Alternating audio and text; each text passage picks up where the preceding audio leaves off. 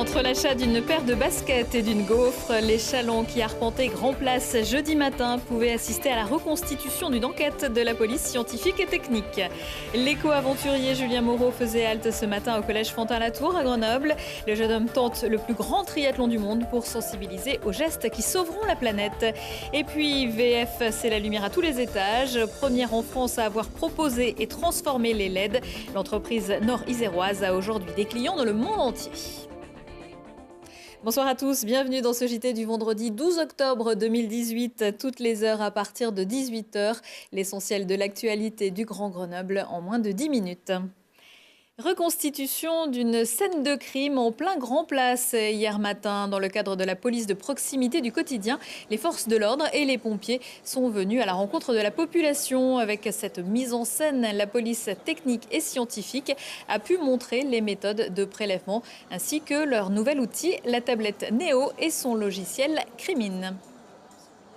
J'ai évoqué la police de sécurité du quotidien. Il faut savoir qu'elle se développe dans tout un champ d'action des forces de l'ordre et notamment la police technique et scientifique avec les tablettes déployées chez les agents de la police et de la gendarmerie et avec des applications très spécifiques qui servent à effectivement mettre en cohérence les preuves qui sont recueillies sur le terrain avec les banques de données. Et ça, chaque agent maintenant a son bureau dans sa poche. On a un gain de temps énorme par rapport auparavant, puisqu'auparavant, en rentrant au service, on devait vraiment prendre un canevas, renseigner encore une fois toutes les informations qu'on a déjà renseignées sur papier sur ce canevas-là, alors que maintenant, grâce à la tablette, on n'est rempli plus qu'une seule fois. La police technique et scientifique, du coup, avance avec son temps et donc on se met à la tablette, qui est un outil vraiment, vraiment pratique, puisqu'on s'en sert, donc là on en parle pour les scènes de crime, on s'en sert également pour tout ce qui est cambriolage, pour, encore une fois, enregistrer les données.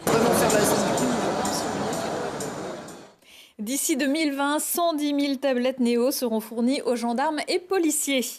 On lui doit notamment l'affiche Hope lors de la campagne d'Obama ou la Marianne accrochée à l'Élysée. Shepard Fairey, l'un des artistes de street art les plus connus au monde, participera au prochain Grenoble Street Art Fest. Obey, c'est son nom d'artiste, réalisera une œuvre clin d'œil à André le Géant, l'affiche qu'il a fait connaître il y a 30 ans. Il l'a dit dans l'émission de France 5, Entrée libre. Attention, ça va aller très vite. Ça fait réfléchir les masses. Et j'aime l'idée de pousser ce concept le plus loin possible.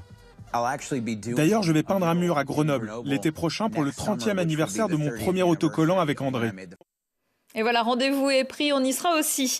Mieux prendre soin de notre planète que l'ont fait nos parents et grands-parents, c'est le message que Julien Moreau, éco-aventurier, essaye de faire passer aux plus jeunes à travers un périple dans tout l'Hexagone. Il s'est arrêté ce matin au collège Fantin-Latour à Grenoble. Laurie Baillet l'a rencontré. Julien Moreau veut réaliser le plus long triathlon du monde. Il fait le tour de France avec un seul objectif, promouvoir la cause environnementale, surtout dans des établissements scolaires. Il est parti le 1er mai dernier, il a déjà pédalé 4500 km, nagé 290 km et là il court pour rejoindre Paris. Julien mêle rêve et conviction, il est un éco-aventurier. Pour moi, ma progression à la nage, en vélo, en course à pied, et à l'image de la transition écologique. C'est que c'est long, c'est compliqué, c'est fatigant, on fait face à des épreuves, mais qu'il ne faut pas abandonner. On arrive avec des valeurs, et c'est comme ça qu'on arrive à convaincre les jeunes. C'est en montrant l'exemple et en réalisant ses rêves. Moi, mon rêve, c'est d'être un aventurier. Voilà. Mes convictions, c'est qu'il faut protéger l'environnement. Donc quand je mélange rêve et conviction, je deviens éco-aventurier. On ne va pas répéter les erreurs de nos parents, les erreurs de nos pères. Voilà, on fonce, on construit. Et même si c'est dur, on lâche pas, quoi. Julien Moreau se rend chaque matin dans une école pour sensibiliser les jeunes à la gestion de l'eau, de l'énergie, des déchets et du climat. Il a déjà rencontré plus de 3200 enfants, comme ici, au collège grenoblois Fantin-Latour. Le message aux enfants, c'est de les inviter à prendre conscience de la nécessité de l'environnement pour tout simplement vivre et de déclencher la transition écologique dans leur établissement scolaire, que ce soit sur la gestion des déchets, de l'énergie, de l'alimentation, de la biodiversité. On s'est rendu compte qu'on a réussi, ça fonctionne, avec Adèle, Mathilde et Clémence, qui sont des élèves de CM2 en Bretagne. On a réussi à faire voter un amendement qui consiste à interdire les bouteilles en plastique d'eau plate dans les cantines scolaires lorsque l'eau du robinet est tout simplement consommable. Julien a des rêves plein la tête. Il voudrait créer une société nouvelle avec une génération de citoyens du monde et des écoles écologiques. Avant de poursuivre son tour de France, Julien invite tous les Grenoblois à venir le rencontrer samedi à 13h, place de Verdun, avant la marche pour le climat. On éteint tout, samedi, c'est le jour de la nuit, soirée de sensibilisation à la pollution lumineuse. Plus de 660 communes y participent dans toute la France au travers de balades nocturnes, observation des étoiles, sorties nature ou extinction des lumières. À Grenoble, par exemple, les bâtiments publics seront éteints de 21h à 21h35 et un poste d'observation sera installé en haut du téléphérique de la Bastille.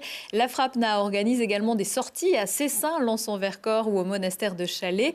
Réduire la pollution lumineuse tout en fournissant des systèmes d'éclairage performants. C'est aussi le travail de la société VF basée dans le Nord-Isère. Laurie Baillet.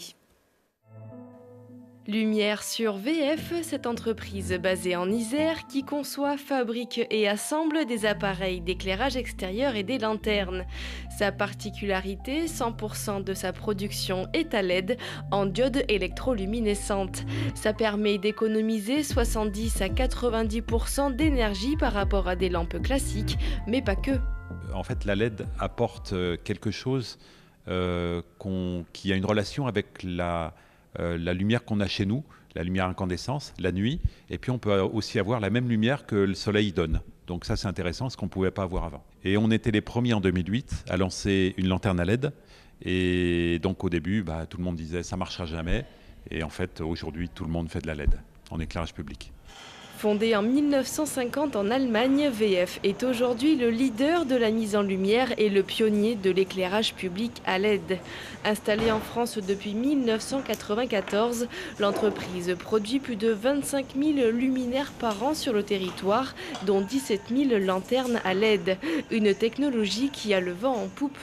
La LED permet de contrôler à distance de l'éclairage, de diminuer à distance des luminaires, de faire varier la lumière, de mettre des couleurs sur un bâtiment. C'est devenu de l'éclairage, mais en même temps de l'électronique et de l'informatique, parce qu'aussi on contrôle tout ça à distance.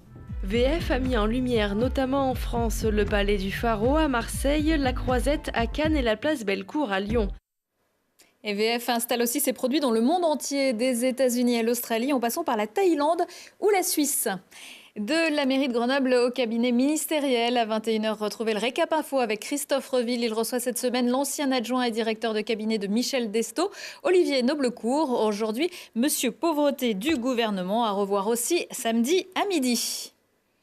Et en la matière, le Secours populaire de l'Isère ne chôme pas non plus. Dans le cadre de la campagne de rentrée pauvreté-précarité, les bénévoles organisent samedi une grande collecte de produits d'hygiène et pour bébés dans 25 magasins du département. Ils recherchent notamment du dentifrice, des couches, des savonnettes, de la mousse à raser ou encore des tampons.